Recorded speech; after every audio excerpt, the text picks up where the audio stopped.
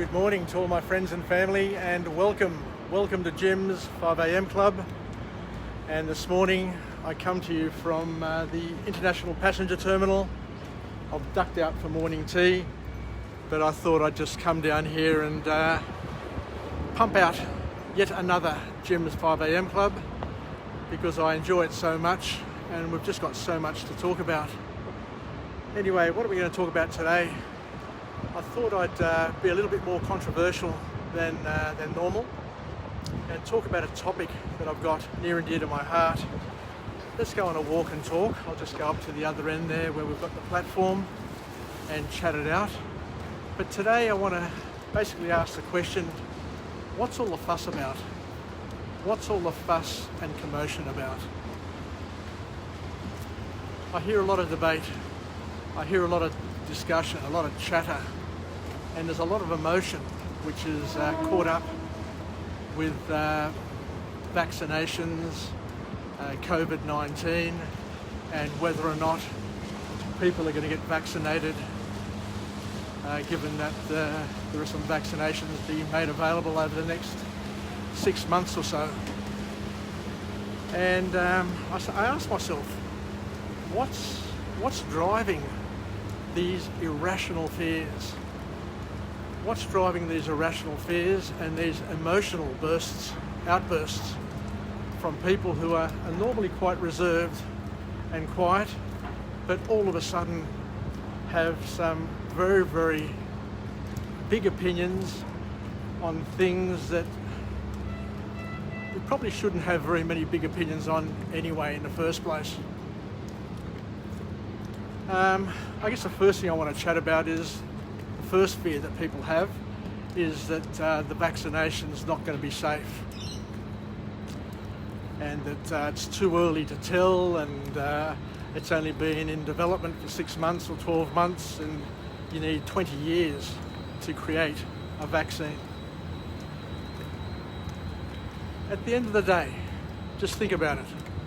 When you've got the best scientists in the world, from all over the world, working on a solution at the same time, with the amount of money that has been thrown at this challenge, with the amount of money that this challenge has cost the world in lost productivity, lost economic ability, and basically kept a lot of people, a lot of economies, a lot of people locked up in their houses for days, weeks and months at end.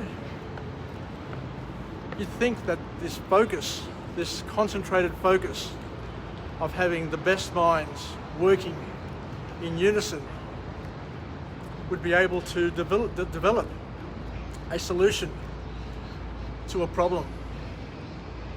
And it comes as no surprise that when you get the best people working and leveraging off each other's knowledge and skills, that you're going to have some quick breakthroughs.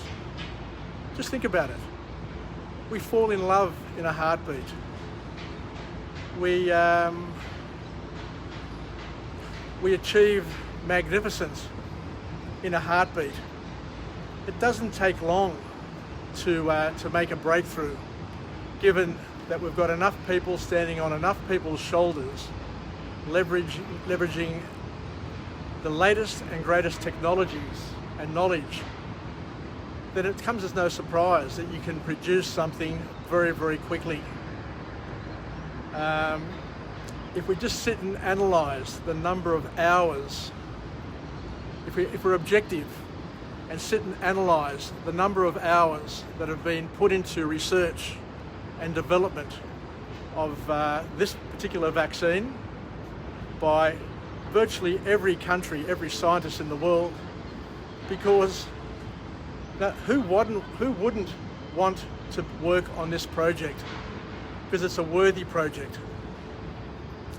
So in terms of, it's not, it's too quick to tell and this, that and the other, then you could be right, you could be wrong, but what's the fear? No, it is possible. It is indeed possible. You know, I know myself, with myself, that if I have a deadline, if I have an urgency, a sense of urgency that is compelling and important, then I too can produce unbelievable results and surprise not only myself, but all of those around me. The next thing I want to address and talk about, which once again troubles me, is that people worry about it being dangerous and unsafe. You know, I've got people that I know who are pack-a-day smokers, and are scared of being vaccinated. I've got people that I know who are covered in tattoos, have their skin impregnated by industrial inks, and have had those tattoos done in a questionable hygienic environment. I've got people that I know who drive and text. I've got people I know, you know, and I'm one of those. I can be included in all of these people. I know people who have abused alcohol and have been drunk, and sometimes may have gotten behind the wheel. Not saying that I do that, but I'm saying there are people around us, responsible people, or responsible for 99% of their lives, do these things. There are people, as I said before, who take drugs. There are people who abuse substances. They abuse themselves, they abuse others.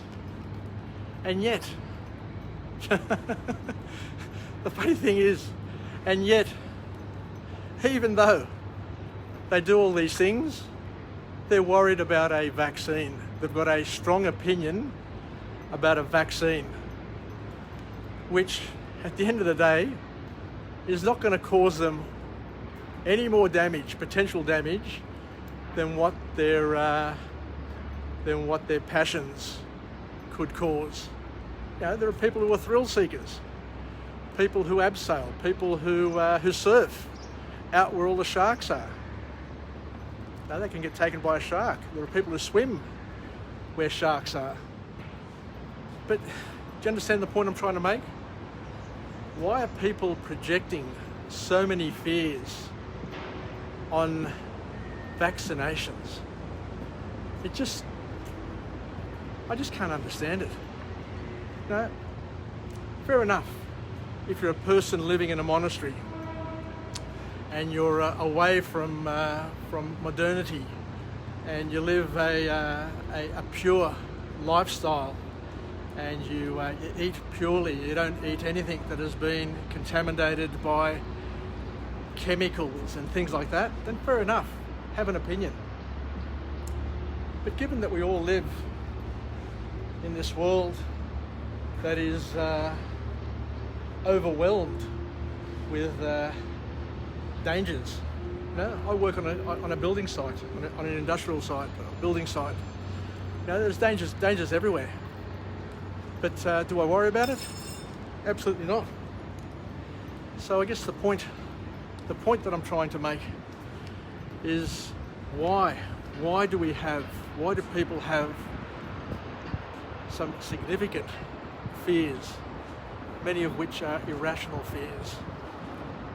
Just because somebody's talked about it on Facebook, just because your mates talk about the dangers and this, that and the other, you know, is it worth having these fears which significantly outweigh the potential dangers? You know, we smoke, we drink, we overindulge in sugar. We text sometimes when we shouldn't be texting. The number of people that I see on their phones walking, crossing the road without looking. And yet these people have an opinion, a strong opinion about vaccinations. Anyway, I thought I'd just have my say. I know it's going to piss some people off. It's a very touchy subject, but I've just given you a balanced view in terms of an observation that we all have in our lives, that people are infected by irrational fears, and they project those irrational fears on other people and people around them. And before you know it, you've got people who have got strong opinions who may not have a, what's the word I'm looking for? Who may not have a medical, a scientific background to be able to talk about these things with authority, and yet they're influencing people in a way that we've never seen before, because social media is a significant platform for influencing opinion.